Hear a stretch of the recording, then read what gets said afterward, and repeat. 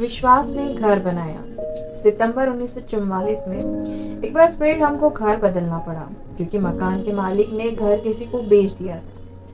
मुझे यह नहीं मालूम था कि हम कहाँ जाएंगे और कहाँ रहेंगे, परंतु परमेश्वर ने अद्भुत रीति से बिल्कुल अंतिम क्षणों में हमारे रहने की व्यवस्था कर दी।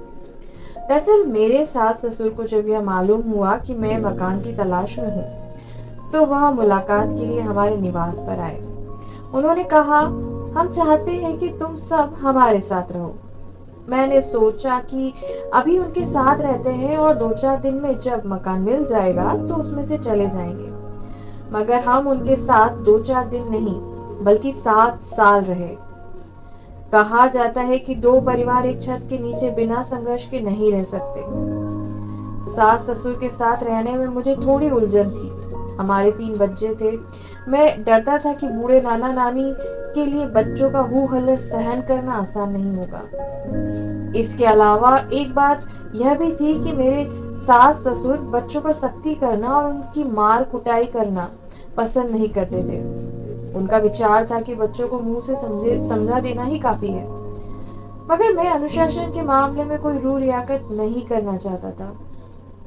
बच्चों को ताड़ना देने के लिए मुझे उनको एक अलग कमरे में ले जाना पड़ता था ताकि मेरे सास ससुर को कोई परेशानी ना हो। फ्लोरेंस की माँ पिताजी ने हमें बहुत सहयोग किया। हम सब एक दूसरे के साथ बड़े प्यार से रहे और हमारे बीच कभी कोई संघर्ष नहीं हुआ। जब 2 परिवार साथ साथ रहे और उनमें बच्चे भी हो, तो किसी उथल पुथल और मुश्किल का ना होना इस बात का प्रमाण है कि पवित्र आत्मा उनके साथ है। 7 बरस के बाद जब हमने उनका घर छोड़ा, तो हमारा परस्पर प्रेम चरम सीमा पर था।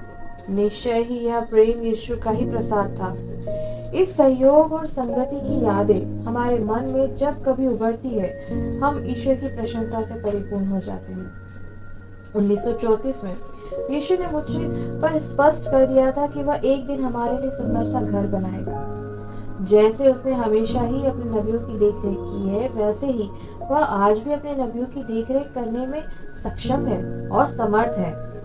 प्रभु की इस प्रतिज्ञा के लिए मेरे मन में कोई प्रश्न नहीं उठा।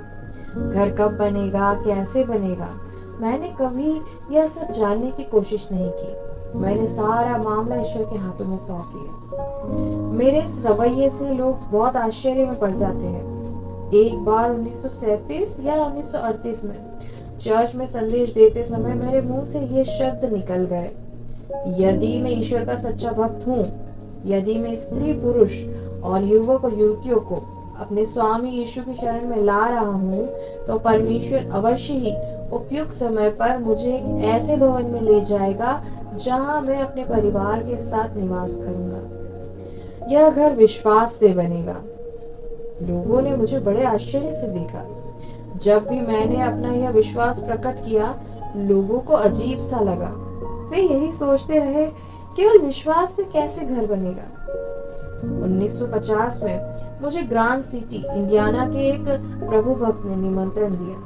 वह चाहते थे कि जैसे ही प्रभु मेरी अगुवाई करे, मैं उनके चर्च में संदेश दूं। कई महीने बीत गए तो निराश होकर उन्होंने एक दिन प्रार्थना में प्रभु के सामने ये समस्या रखी। 10 बजे रात को उन्होंने प्रभु से कहा, प्रभु, शायद तेरा सेवक हमारे यहाँ नहीं आएगा। हमारी मंडली छोटी जो है। पिता, अब यह समस्या तुझे ही सौंपता हूँ। उनकी प्रार्थना के 4 घंटे के बाद मुझे प्रकाशन हुआ। पवित्र आत्मा ने मुझे आदेश दिया कि मैं प्रभु के उस प्रिय भक्त को अपने आने की सूचना दूं। मैंने ग्रांड सिटी जाकर जागरण सभाओं का कार्य शुरू किया। ये सभाएं 3-4 हफ्ते तक चलती रही। इस अवधि में मुझे परमेश्वर के प्रिय सेवक के साथ प्रार्थना करने के कई अवसर मिले। मुझे मालूम था कि ईश्वर का यह सेवक एक सच्चा प्रार्थना प्रेमी है। उनके दामाद वॉरेन कॉक्स ने मुझे उनके विषय में बताया कि एक बार उन्हें डॉक्टर देखने आया। जब डॉक्टर ने उनकी टांगें देखी तो उनके घुटनों पर जख्मों के ठीक होने के निशान थे। दरअसल वह कई कई घंटे घुटने टेक कर प्रार्थना करते थे। मेरा सौभाग्य था कि मैंने कई बार उनके साथ प्रार्थना की। ये प्रार्थनाएं बहुत लंबी होती थी।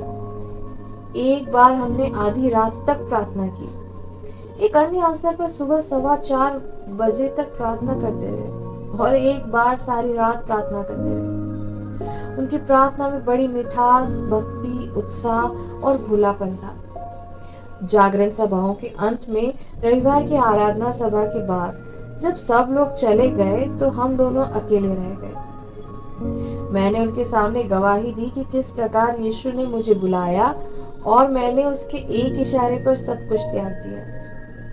जीवन में अनेक कठिनाइयां आई, बेघर बार होने की नौबत भी आई। फिर भी मैं इस तरह आनंदित था मानो मैं ही दुनिया का सबसे धनी व्यक्ति था। पवित्र शास्त्र का अध्ययन तो मैं करता ही था, लेकिन मुझे यीशु के ये शब्द तभी समझ में आए जब मैंने सब कुछ त्याग कर उसके साथ चलना शुरू किया। मैं तुमसे सच सच कहता हूँ, ऐसा कोई नहीं जिसने मेरे और सुसमाचार के कारण घर या भाइयों या बहनों या माता पिता या बच्चों या खेतों को छोड़ दिया हो और वह वर्तमान समय में घरों और भाइयों और बहनों और माताओं और बच्चों और खेतों का 100 गुना अधिक न पाए, पर सताव के साथ तथा आने वाले युग में अनंत जीवन। मरकुस 10:29 और 30। मैंने अपने प्रिय भाई को बताया कि यीशु ने मुझे आश्वासन दिया है कि वह मेरे लिए एक दिन घर बनाने वाला है और मैं एक ऐसे व्यक्ति की बाट जोता रहा हूँ जिसके साथ मिलकर मैं इस घर के निर्माण के लिए प्रार्थना करूं। उस भाई ने मुझे उत्तर दिया, जब भी ईश्वर की अगुवाई होगी मैं आपको सहर्ष प्रार्थना में सहयोग दूंगा। इतना कहकर हम दोनों ने अपने ओवरकोट पहने और चर्च से बाहर निकले। चर्च से कुछ मील के फासले पर हमें लंच के लिए एक प्रिय बहन ने बुलाया था। एक स्वादिष्ट भोज हमारा इंतजार कर रहा था। बाहर निकलते ही जैसे ही मैंने चर्च के दरवाजे को छुआ, पवित्र आत्मा ने मुझे संदेश दिया कि प्रार्थना में अभी और समय लगाना है। 15 साल और 8 महीने से हम इसी शुभ घड़ी का इंतजार कर रहे थे। मैंने ईश्वर के इस प्रिय सेवक की ओर मुड़कर कहा, भाई फील्ड, मैं जानता हूँ कि भोज हमारा इंतजार कर रहा है, लेकिन हम वेदी पर वापस जाकर कुछ और प्रार्थना करनी होगी। ओह, यह तो बड़े आनंद की बात है, भाई फील्ड ने उत्तर दिया। कुछ ही क्षणों में यीशु के ये दोनों प्रेमी वेदी पर उत्साह के साथ प्रार्थना करने लगे। प्रार्थना के उन्माद में हमने महसूस किया कि हम मोरिया पर्वत पर है। इब्राहिम और इसहाक हमारे साथ है। पवित्र शास्त्र का वह अंश पढ़ा जा रहा है जिसमें इसहाक के बलिदान की चर्चा है। हम अपनी आत्मिक आंखों से इसहाक और इब्राहिम को वेदी पर देख रहे थे। इससे पहले प्रार्थना में हमें कभी ऐसा अद्भुत अनुभव नहीं हुआ था। हम जो कुछ देख रहे थे वह बिल्कुल स्पष्ट और सजीव था। इसहाक ने कहा, पिताजी, होम बलि के लिए मेमना कहाँ है? इब्राहिम ने कहा, बेटा, होम बलि के लिए मेमने का प्रबंध परमेश्वर स्वयं करेगा। इब्राहिम ने अपने प्यारे बेटे के हाथ पांव बांधे और उसे के कोमल शरीर को वेदी पर डालकर चाकू हाथ में उठाया। स्वर्गदूत की आवाज आई, बस यही काफी है। पिता अब्राहम ने मुड़कर उस मेमने को देखा जिसका प्रबंध परमेश्वर ने किया था। पवित्र आत्मा ने मुझसे कहा, जैसे परमेश्वर ने इस मेमने का प्रबंध किया, वैसे ही परमेश्वर तेरे लिए घर की व्यवस्था करेगा। कैसा अद्भुत और आनंदमय प्रकाशन था यह। आगामी ग्रीष्म काल में फ्रेड्स चर्च शहर में पुनर्जागरण सभाएं हुई। मेरे सबसे छोटे भाई एडवर्ड ने गायन में सहयोग किया। उनके लिए मंडली में चंदा किया गया। जब चंदा लिया जा रहा था तो एडवर्ड ने झुककर मेरे कान में कहा, भैया, अगर प्रभु की इच्छा हो और आप इजाजत दे तो मैं इस चंदे को उस घर के लिए समर्पित कर दूं जिसके निर्माण के लिए हम प्रार्थना कर रहे हैं। मैंने कहा, भैया, यह तो बहुत ही सुंदर बात है। इस चंदे को हमने भेड़ राशि की संज्ञा दी। इसकी शुरुआत $600 और कुछ सेंट से हुई। इस विषय में हमने उन भाइयों से भी विचार विमर्श किया जो हमारे साथ नियमित रूप से प्रार्थना करते थे। सभी भाई इस विचार से बहुत प्रसन्न हुए। अब हमें घर के लिए जमीन की तलाश हुई, परंतु शैतान हमारे मार्ग में अड़चने डालने लगा। मगर हम जानते थे कि वह ईश्वर के काम को रोक नहीं पाएगा। एक दिन सुबह सवेरे जब मैं सोकर उठा तो प्रभु ने मुझसे कहा, तुम टेक्सास को जाओ। वहां तुम्हें पादरी पम्फ्रे के साथ 2 मुद्दों पर प्रार्थना करनी है, पवित्र आत्मा का विश्वव्यापी पुनर्जागरण और तुम्हारा वह घर जो विश्वास से बनेगा। अगले दिन 20 मील दूर से एक आदमी हमारे पास आया और उसने टेक्सास यात्रा के लिए $70 दिए। जब हमारी दोनों लड़कियों ने जो जुड़वा पैदा हुई थी हमारे बाहर जाने की खबर सुनी तो वे मेरे पास आई, डैडी आप तो 2200 मील दूर जा रहे हैं और हमें जूतों की जरूरत है। हमारे जूते फट चुके हैं। हमारी सहेलियों के पास 2-2, 3-3 जोड़ जूते हैं। कई हफ्तों से आप यही कहते हैं कि ईश्वर दिलाएगा, ईश्वर दिलाएगा। मैंने बच्चियों को समझाया, मैं अब की बार भी यही कहता हूँ कि ईश्वर दिलाएगा। शाम को मैं फ्लोरेंस को साथ लेकर अपने माता पिता और अन्य दोस्तों से मुलाकात के लिए निकला। 3-4 परिवार के साथ हमें प्रार्थना करने का अवसर मिला। जब हम घर लौटे तो हमारे पास $5 के 4 नोट थे। प्रभु के भक्तों ने ये सारे डॉलर हमें प्रेम पूर्वक दिए थे। इनमें से मैंने यीशु के $2 निकालकर बाकी डॉलर बच्चियों के जूतों के लिए दे दिए। चलो छुट्टी हुई, प्रभु की जय हो। शाम को जब हम अपने परिवार के साथ प्रार्थना कर रहे थे तो मैंने अपने मन में एक बहुत बड़ा सा बोझ महसूस किया। मैं समझ नहीं पा रहा था कि ये बोझ किससे संबंधित है। जिन कलीसियाओं में मैंने काम किया था और जिन लोगों को मैं जानता था उन सब पर मैंने नजर दौड़ाई, फिर भी मैं इस बोझ का अर्थ नहीं समझ पाया। मैंने यीशु से प्रार्थना की कि वह इस बोझ का आशय मुझे बताए। मुझे टेक्सास जाना था, लेकिन आमतौर से मैं वहां जिस रास्ते जाता था उस रास्ते से प्रभु ने मुझे रोक दिया। उसने मुझे निर्देश दिया था कि मैं सीधा टेक्सास न जाऊं, बल्कि पहले सेंट लुइस से रेल द्वारा हर्न जाऊं और वहां से बस द्वारा 60 मील का सफर करके वोको जाऊं। इस चक्करदार यात्रा का अर्थ मैं नहीं समझा, परंतु मैंने वही किया जिसका मुझे आदेश दिया गया था। यात्रा के दौरान मैंने कई आदमियों के सामने अपनी गवाही दी। वाको पहुंचकर मैंने होमर पम्फ्रे के चर्च में संदेश दिया। वहां कई व्यक्तियों से मेरी मित्रता हो गई। दूसरे दिन मेरी मुलाकात एक बहुत अद्भुत आदमी से हुई। वह बहुत बड़ा बाइबल प्रेमी और बाइबल का महान ज्ञानी था। पवित्र आत्मा मेरे ऊपर था और ईश्वर के इस प्रियजन की संगति में मुझे बड़ा आनंद आ रहा था। इसी बीच एक युवक भी हमारी संगति में आ गया और 2 घंटे तक हमारे साथ रहा। वह युवक एक घुड़सवार था। संगति के अंत में उसने कहा, कृपया हमारे घर आइए, आपका हर समय स्वागत है। बाद में लोगों ने मुझे बताया था कि वह युवक किसी पादरी की संगति में 5 मिनट से ज्यादा नहीं ठहरता था, परंतु यह ईश्वर का महाप्रसाद था कि वह हमारे साथ 2 घंटे तक ठहरा और कुछ समय पश्चात मेरी मौजूदगी में ही उसने यीशु मसीह को ग्रहण कर लिया। जब हम घर लौटे तो होमर ने मुझसे पूछा, इंडियाना में आप कब प्रार्थना सभा आयोजित करने के लिए आ रहे हैं? जिस समय उन्होंने यह प्रश्न किया, ठीक उसी समय पवित्र आत्मा ने मुझे प्रकाशन दिया, मैं तेरे साथ हूँ और मैं तेरा मार्गदर्शन करूंगा। मैंने होमर से कहा, यीशु ही इस सभा के समय का निर्धारण करेंगे। चंद मिनट के अंदर ही मैं उनके किचन में घुटना टेक कर प्रार्थना कर रहा था। मैंने उन्हें बताया कि 1951 में बड़ी अद्भुत रीति से प्रभु ने मुझे और मेरी पत्नी को विश्राम के लिए स्मोकी पर्वतों पर भेजा। हम गैटलिनबर्ग की ओर जा रहे थे और हमें एक मोटल की तलाश थी। मेरी पत्नी की तबीयत ठीक नहीं थी और उन्हें शीघ्र से शीघ्र आराम की जरूरत थी। मैं यह बात समझ रहा था कि फिर भी मैंने उनसे कहा, फ्लोरेंस, हमें सही जगह पर ही ठहरना है। हम ठहरने के लिए विचार से एक मोटल में घुसे। वहां हमें एक बहुत सुंदर सा कमरा दिखाया गया। इसमें एक रात ठहरने का किराया था $5। प्रभु ने कहा, यहाँ नहीं ठहरना है। तब हम दूसरे मोटल पहुंचे। वहां हमें जो कमरा दिखाया गया वह तो और भी सुंदर था। सब तरह के शाही ठाट बाट वहां मौजूद थे। साफ सुथरी नरम चादरें, चमकदार तौलिए, गर्म पानी, खुशबूदार साबुन।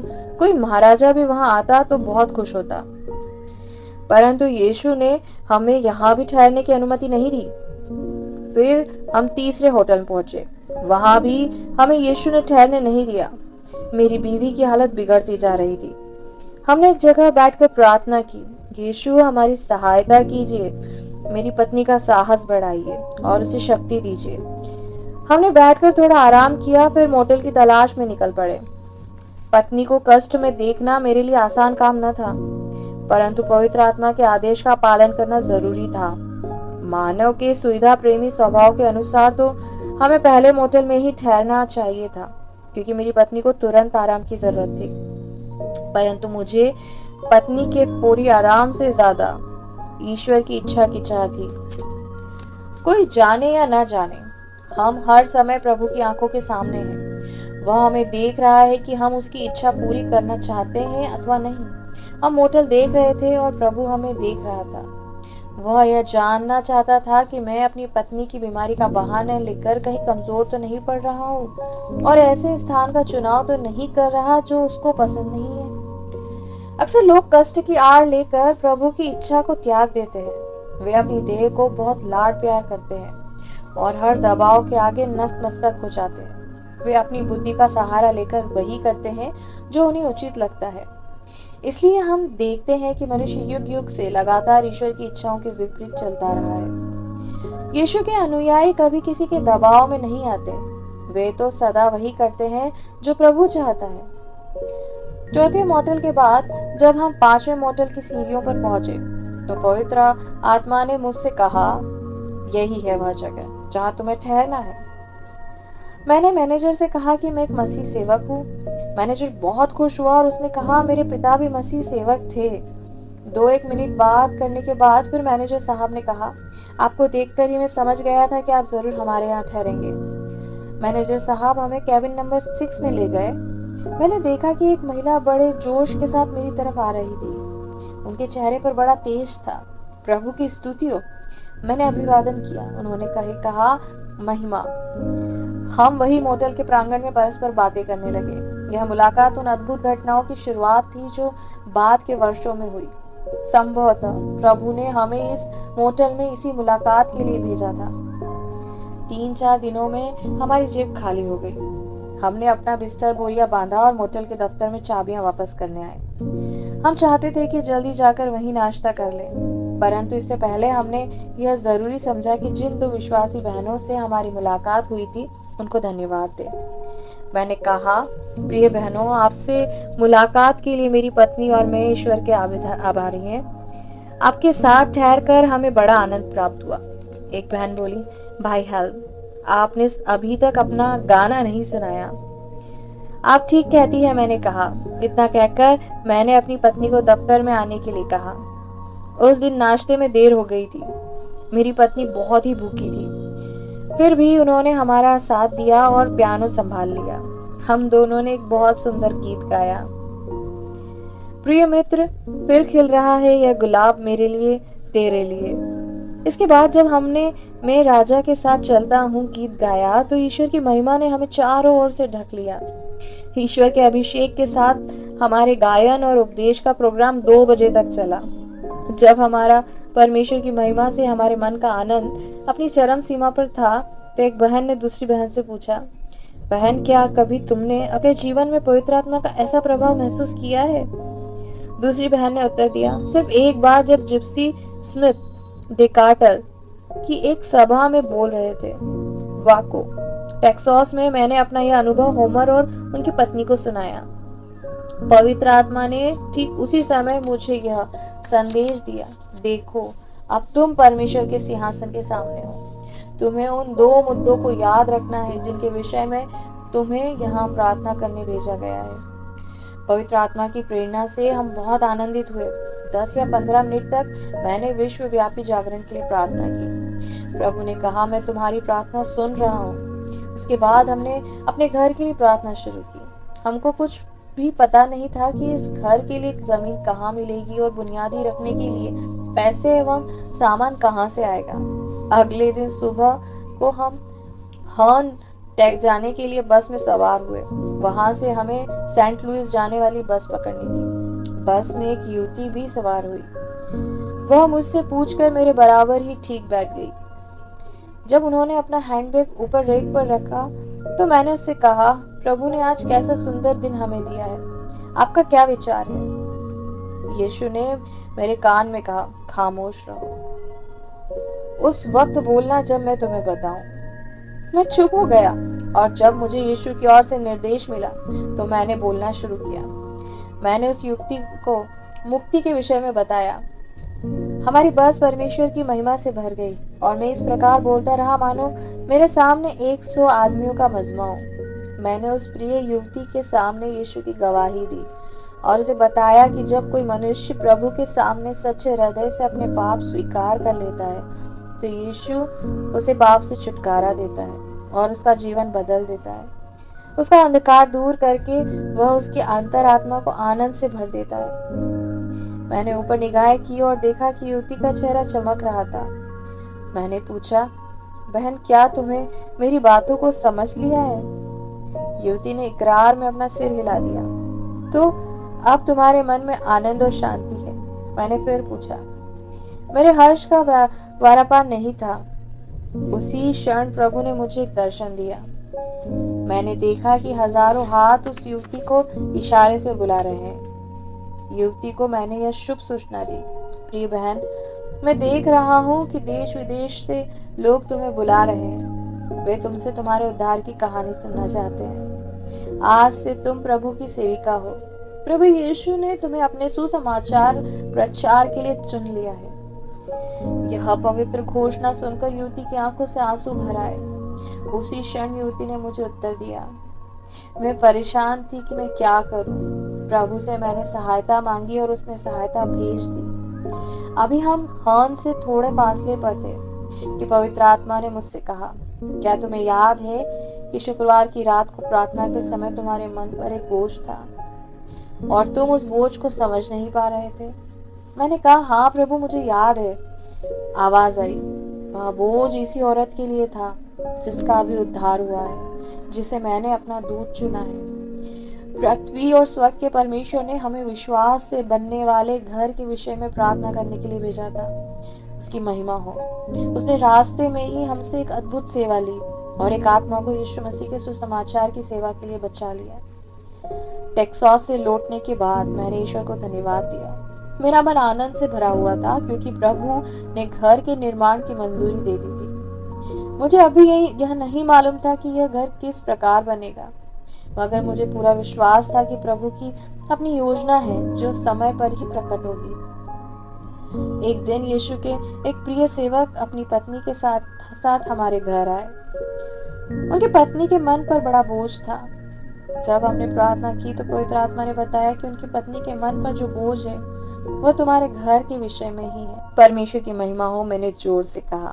यीशु की ओर से हमें काम शुरू करने का आदेश मिल गया था। हमसे मुलाकात करने वाले आए हुए महाशय हमारे साथ थे।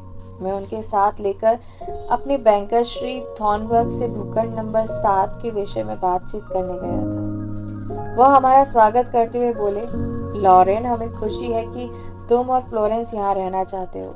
कई लोग यह प्लॉट खरीदने के लिए मेरे पास आ चुके हैं, मगर मैंने उन्हें मना कर दिया। अब अगर यह प्लॉट मैं तुम्हें बेच देता हूँ तो वे क्या कहेंगे? इसके अलावा हमारा एक विचार यह भी है कि एक दिन यहाँ स्वयं आप अपना मकान बनाए। मैंने उससे विनती की कि वह सोच समझकर जवाब दे। उन्होंने मुझसे कहा, अच्छा यह बताओ कि मकान बनाने के लिए तुम्हारे पास कितना रुपया है? ईश्वर इस मकान को बनाएगा, मैंने उन्हें उत्तर दिया। मैंने उन्हें बताया कि 1934 में परमेश्वर ने मुझसे यह वादा किया था कि वह मुझे घर देगा जिसका निर्माण विश्वास के द्वारा होगा। उन्होंने नम्रता पूर्वक कहा, यह सब तो ठीक है, परंतु यह तो बताओ कि निर्माण की सामग्री के लिए पैसा कहाँ से आएगा? यह तो ईश्वर को ही मालूम है, मैंने उत्तर दिया। क्या तुमने इस उद्देश्य के लिए कुछ पैसा बचा कर रखा है? उन्होंने पूछा। मैंने कहा, नहीं, हमारी प्रार्थना मंडली में कुछ बहनें और भाई हैं जिन्होंने कुछ पैसा इकट्ठा किया है। ज्यादा तो नहीं, मगर हमें ईश्वर पर भरोसा है। अच्छा, तो आप कल आएं, उन्होंने उत्तर दिया। मैं अपनी पत्नी से पूछकर ठीक ठीक उत्तर दूंगा। मैं जाने से पहले चाहूंगा कि प्रार्थना कर ली जाए। मैंने कहा, मुझे यह तो नहीं मालूम कि उस बैंक में पहले कभी प्रार्थना की गई थी या नहीं, मगर 1952 के उस जनवरी मास में मेरे कहने से प्रार्थना हुई और हमने मिलकर आमीन कहा। बैंकर एक अच्छे विश्वासी थे, नियमित रूप से चर्च जाते थे और प्रार्थना समारोह में भी भाग लेते थे। मेरी उनसे अच्छी दोस्ती थी और आज भी है। अगले दिन मैं एक मसीह सेवक को साथ लेकर बैंक पहुंच गया। जैसे ही मैंने बैंक का दरवाजा खोला, मुझे पवित्र आत्मा का स्पर्श महसूस हुआ। बैंकर महाशय ने मुझे पूछा, क्या प्रगति है? मैंने उत्तर दिया, हमें पूरा विश्वास है। उन्होंने हमारी बचत अथवा केश और धन संपत्ति के विषय में भी प्रश्न किए। मैंने कहा, हमारे पास कुछ भी नहीं है, मगर घर परमेश्वर बना रहा है और वही सब कुछ देगा। आपकी बात ठीक है, उन्होंने प्रेम पूर्वक और उत्साह पूर्वक कहा। यह बहुत बुरा होगा कि आप 2-4 रद्दे रखने के बाद हाथ पर हाथ धर कर बैठ जाएं और आपका मकान कभी भी पूरा ना हो। मिस्टर थॉर्नबर्ग प्लाट नंबर 7 के पास की गली में रहते थे। वह सचमुच हमारे हितैषी थे और यह चाहते थे कि हमारा काम पूरा हो। व्यापारिक दृष्टिकोण से उन्हें हमारी प्रार्थना रद्द कर देनी चाहिए थी, परंतु वह एक दयालु और हमदर्द इंसान थे। इसलिए जब मैंने उन्हें यह आश्वासन दिया कि प्रभु हमारे साथ है, वह हमारी मदद करेगा, तो वह नरम पड़ गए। उन्होंने मेरी तरफ देखकर प्रेम पूर्वक कहा, अच्छा तो चलिए, प्लॉट आपका हुआ। मैंने तुरंत घुटने टेककर यीशु को धन्यवाद दिया। यह यीशु के नाम का ही आश्चर्य काम था। बैंक से निकलकर मैं प्लॉट नंबर 7 में पहुंचा। प्लॉट नंबर 6 मेरे भाई का था। भाई ने भी मुझे अपने प्लॉट में से 44 फुट जमीन देने का वादा किया था। मैं कितना खुश था। आसमान पर गुबार छाया हुआ था। मैंने प्लॉट में घुटने टेक कर आसमान की ओर देखा और बोला, प्रभु परमेश्वर, यह भूखंड इस ओर से है उस ओर तक सारा आपका है। परमेश्वर ने मेरी प्रार्थना स्वीकार की और उस जमीन को अपने नाम के आदर और सम्मान के लिए कबूल किया। वह लगातार मुझे यही आश्वासन देता रहा, यह जमीन मेरी है, मैं इस जमीन का स्वामी हूँ। भेड़ राशि से लगभग $700 जमा हो चुके थे। भूखंड की कीमत चुकाने और थोड़ा बहुत सीमेंट खरीदने के लिए यह पैसा काफी था। प्लॉट चौरस करने के लिए एक मित्र ने बुलडोजर का प्रबंध कर दिया। इसके बाद काम कैसे होगा इसका हमें कोई अंदाजा न था, परंतु हमें प्रभु पर पूरा भरोसा था और इसलिए हम आनंदित थे। प्लॉट खरीदने के लगभग 1 सप्ताह के बाद मेरे ससुर ने हमारे कमरे का दरवाजा खटखटाया। मैं उस समय तक अपनी ससुराल में ही रह रहा था। वह मुझे बताना चाहते थे कि कोई सज्जन मुझसे मिलना चाहते हैं। मैं रात को 2 बजे तक प्रार्थना करता रहा, इसलिए बहुत थका हुआ था। मैंने अपने ससुर से कहा कि वह व्यक्ति को अंदर ही भेज दे। एक विनम्र और शर्मीले सज्जन कमरे में दाखिल हुए। उनके साथ साथ एक लड़का भी था। कुर्सी पर बैठते हुए उन्होंने कहा, मैं हॉरेंस रेनॉल्ड हूँ। विश्वास के द्वारा जो आपके गृह निर्माण हो रहा है, मैं उसमें कुछ सहयोग देना चाहता हूँ। मैंने देखा कि उनकी आंखें नम हो रही थी। उन्होंने शांतिपूर्वक अपनी बात जारी रखते हुए कहा, मेरी जमीन पर काफी बड़ा जंगल है। यदि आप अपने घर के लिए उस जंगल के कुछ वृक्ष ले लें तो आपका कार्य कुछ सरल हो जाएगा। जैसे ही मैंने यह शुभ समाचार सुना, मैं चारपाई से नीचे उतर आया। मैंने कहा, यीशु आपको धन्यवाद हो। पहले आपने हमें जमीन दी, फिर नींव के लिए पैसा भेजा और अब आपने कड़ियों और शहतीरों और फर्श के लिए लकड़ी भी दी। समझ में नहीं आता कि आप किस प्रकार स्तुति करूं।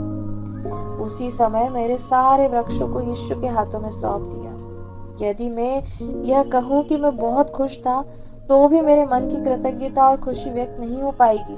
भाई रेनॉल्ड की 80 एकड़ जमीन में से 30 एकड़ जमीन बेहतरीन वृक्षों से भरी हुई थी और ऐसा लगता था जैसे इसमें कभी किसी ने पशु नहीं चराए थे। मैंने इन पेड़ों को अपने एक मित्र को दिखाया जो आरा मशीन के मालिक थे। उन्होंने अपने मधुर स्विस लहजे में कहा, लॉरेन, ये तो बेहतरीन पेड़ है। मगर यह जंगल काफी दूर था और इसके चारों ओर झाड़ियां और छोटे पौधे का झुरमुट था।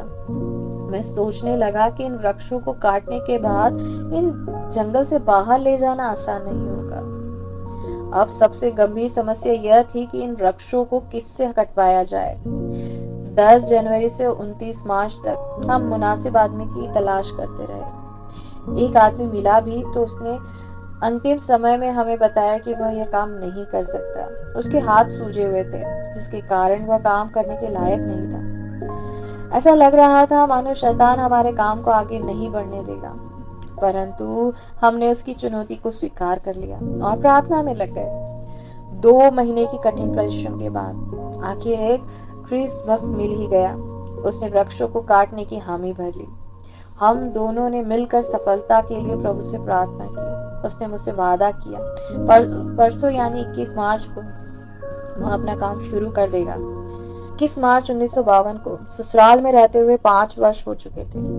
मैं सुबह बहुत जल्दी जागा और कपड़े बदलकर जंगल की तरफ चल पड़ा। खुशी के मारे मैं लंच का डिब्बा भी लेना भूल गया। मुझे वृक्षों के अलावा कुछ सुझाई नहीं दे रहा था।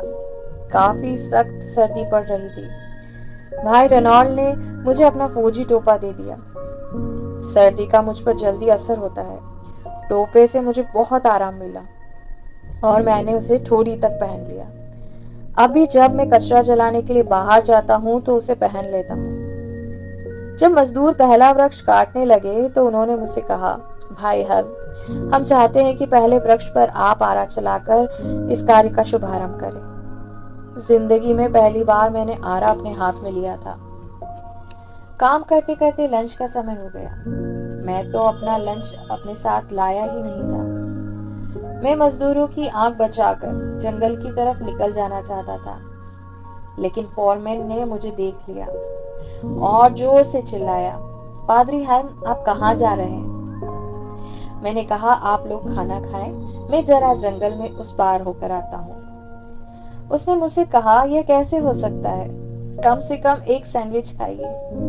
मैं चाहता हूँ कि आप हमारे खाने पर आशीष मांगे। मैंने उनसे कहा, आप लोगों ने बहुत परिश्रम किया है, मैं इस भोजन की योग्य नहीं हूँ, मगर उन्होंने मुझे मजबूर कर दिया। मैंने अपना फौजी टोपा उतारा और अपने कोट को चारों तरफ लपेटकर भोजन पर आशीष मांगने के लिए घुटने टेक दिए। जब मैंने आंखें बंद की तो एक अजीब मांजरा देखा। मैंने देखा कि स्वर्ग के राज्य में पहुंच गया हूँ और बहुत बड़ा भोज चल रहा है। परमेश्वर की महिमा हमें चारों ओर से घेरे हुए है और हम आनंद विभोर हो रहे हैं। जब मैंने आंखें खोली तो देखा कि एक आदमी हमसे दूर लकड़ी के एक लट्ठे पर बैठा हुआ है। सुबह को इस आदमी ने मुझे बताया था कि न्यू कैजल के जितने भी शराबी और जुआरी है वह उन सबको जानता है। फिर भी उसके चेहरे पर एक अनोखी चमक थी। उसकी आंखों में आंसू बह रहे थे और जब हम विनती कर रहे थे तो वह परमेश्वर के राज्य के निकट था और उतना ही आनंदित था जितना कि मैं। वह ईश्वर की महिमा को पहचान चुका था और उसने इन वृक्षों के कटने के पहले दिन ही इस घर के निर्माण के लिए अपनी भेंट भेज दी थी। हमारा प्रभु कठोर से कठोर व्यक्ति के हृदय को नरम कर सकता है। 1 सप्ताह के अंदर 100 पेड़ काटे गए, जिनसे हमें 24,400 वर्ग फुट बेहतरीन इमारती लकड़ियां प्राप्त हुई। जब आरा मशीन से कट कर इस लकड़ी के तख्ते हमारे प्लॉट पर पहुंचे तो कई लोग उन्हें देखकर हैरान थे। एक सज्जन ने कहा, इतनी अच्छी लकड़ी तो बहुत दिनों में देखने मिली है। एक अन्य व्यक्ति ने कहा, इस लकड़ी के में तो गांठें न होने के बराबर है। यह सब ईश्वर का वरदान था। भाई रेनॉल्ड और उनकी पत्नी ने अपने बेहतरीन वृक्ष ईश्वर को समर्पित कर दिए थे। मेरी यही प्रार्थना थी और यही प्रार्थना है, ईश्वर उनके समर्पण को स्वीकार करे और इसका कई गुना बदला उन्हें दे। 28 मार्च को आखिरी वृक्ष काटा गया। यह 138 साल पुराना बलूत का वृक्ष था। मेरा विचार है कि जब मेरा परनाना विंडरसर में चर्च बनवा रहे थे उस समय यह बाल वृक्ष के रूप में मौजूद था। तब कौन कह सकता था कि यह नन्हा पौधा एक दिन उस घर में काम आएगा जो विश्वास के द्वारा बनेगा। प्रभु की जय हो। जब हमने वृक्ष काटने का कार्य शुरू किया था तो सारी गली पानी से भरी हुई थी, परंतु हफ्ते भर में मौसम इतना साफ हो गया कि हम आराम से अपनी कार जंगल तक ले जा सकते थे। 3 आदमी जिन्होंने वृक्ष काटने में बहुत परिश्रम किया था हमारे साथ थे। मैंने कहा, भाइयों, आपने बड़ी मेहनत से अपना काम पूरा किया। अब आओ यीशु के सम्मुख बैठकर उसको धन्यवाद दें। कार में बैठे बैठे हमने ईश्वर को धन्यवाद दिया। मेरी आंखों से शुक्रगुजारी के आंसू बह रहे थे और कार परमेश्वर की महिमा से परिपूर्ण थी। प्लॉट पर पहुंचकर मैंने उन्हें $220 और कुछ सेंट दिए। परमेश्वर ने हमारी जो अपूर्व सहायता की उसके लिए हम परमेश्वर के अत्यंत आभारी थे। जब हम फॉर्म से चलने को हुए तो भाई रेनॉल्ड और उनके पुत्र फिलिप मेरे साथ गाड़ी में आ बैठे। एक बार फिर हमने प्रार्थना की। रात को पुनर्जागरण सभाओं में भाग लेना था, इसलिए मैं घर की ओर रवाना हो जाना चाहता था। पवित्र आत्मा ने मुझे आदेश दिया, ठहरो, अभी मत जाओ। भाई रोनाल्ड ने मुझे एक व्यक्ति के बारे में बताना शुरू किया। अभी वह पूरी तरह से अपनी बात कह नहीं पाए थे कि मैंने हस्तक्षेप किया। मैं उस व्यक्ति को जानता हूँ। ग्रीन्सबोरो में जहाँ उसका मन परिवर्तन हुआ था, मैं भी वहाँ मौजूद था।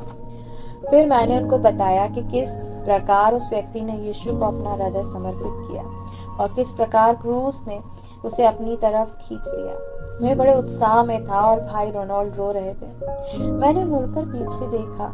फिलिप अपनी सीट पर बैठा हुआ था। उसका चेहरा यीशु की ज्योति से प्रकाशमान था। मैंने पूछा, फिलिप, क्या तुम्हें यीशु मिल गया है? फिलिप ने उत्तर दिया, जी हाँ, आज एक और आत्मा स्वर्ग के लिए बचा ली गई। मैं बहुत खुश था। मैंने सोचा कि अब मुझे घर चलना चाहिए, परंतु फिर मुझसे ईश्वर ने कहा, ठहरो, अभी मत जाओ।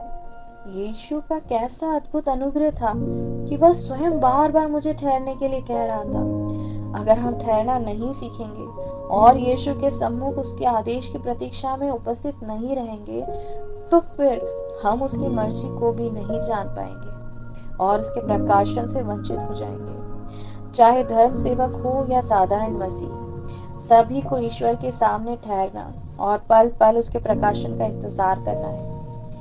यदि हम परमेश्वर की मर्जी को नहीं जानते तो हमारी दशा उन अध्यापकों की तरह हो जाएगी जो बिल्कुल अनपढ़ और अनाड़ी है। पूरी कलीसिया को ईश्वर के पास ठहरकर पहले उससे शिक्षा ग्रहण करनी है। पहले यह जानना है कि उसका राज्य हमारे जीवन में किस प्रकार आएगा। इस घटना से मैं एक विशेष बात आपके सम्मुख प्रकट करना चाहता हूँ। वृक्ष कट चुके थे, काम खत्म हो चुका था और मैं घर जाना चाहता था। यदि मैं घर चला जाता तो क्या होता? मैं इस प्रिय बालक के मन परिवर्तन का दृश्य न देख पाता। अब यह बालक कई साल से सुसमाचार की सेवा में लगा हुआ है। हम परमेश्वर को काफी समय देंगे, तभी वह हमें अपने काम के लिए तैयार करेगा। इससे पहले कि हम परमेश्वर के मार्गदर्शन और कार्यकलाप को समझ पाए, हमारे अहंकार का नाश करने के लिए महीनों बल्कि वर्षों दरकार है।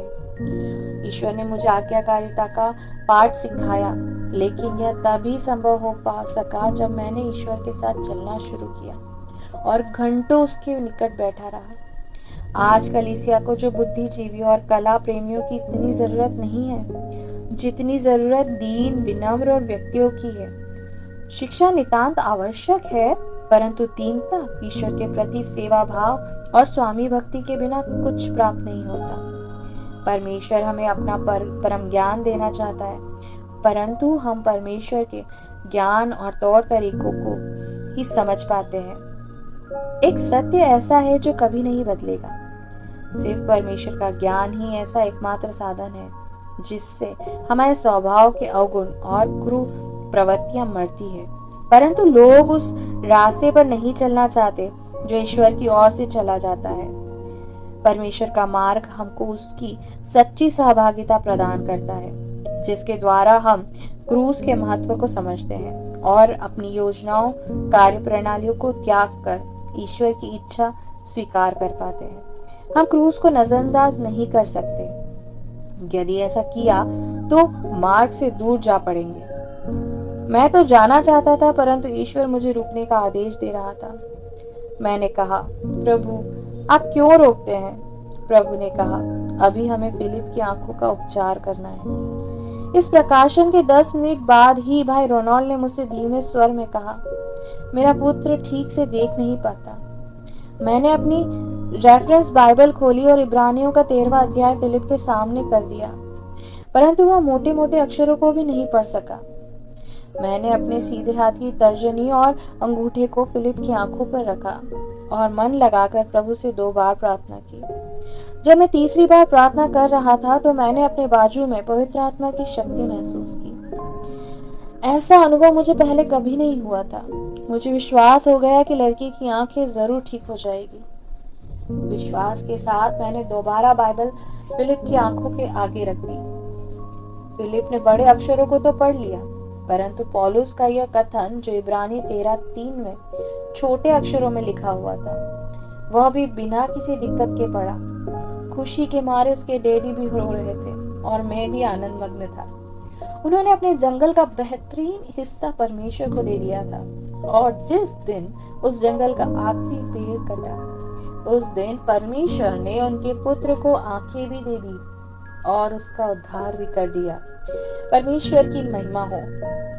एक विश्वासी भाई ने अपने साझेदार श्री जॉन एल को बुलडोजर लेकर भेजा ताकि वह जंगल में ट्रकों के आने जाने के लिए रास्ता बना दे और ट्रक लकड़ी लेकर आरा मशीन तक सुविधापूर्वक आ जा सके। कुछ समय बाद प्रभु ने के इस प्रिय जन का भी उद्धार हुआ और पहले दिन ही उसने घर जाकर यह खबर सुनाई। अपने जीवन में कभी मैंने किसी जंगल में इतने सारे प्रचारकों को नहीं देखा। मशीनों की सहायता से ट्रकों में लकड़ी के लट्ठे रखे गए। इस तरह के कार्य का हमें कोई अनुभव नहीं था। कटे हुए वृक्षों को लादकर हमें 3.5 मील दूर आरा मशीन तक ले जाना था। प्रभु की सहायता से हमारा सब काम ठीक चल रहा था। लट्ठे ट्रक पर लादने के लिए फिसलनी और जंजीरों का इस्तेमाल किया जा रहा था। लट्ठों के सिरे पर एक एक आदमी खड़ा था। वे लट्ठों को सही स्थान पर रखवा रहे थे। बारवा ट्रक भरते समय जब मजदूरों ने आखिरी लट्ठे को जंजीर से बांधा तो पवित्र आत्मा ने मुझे प्रकाशन दिया। जरा ठहरो, कुछ गड़बड़ है।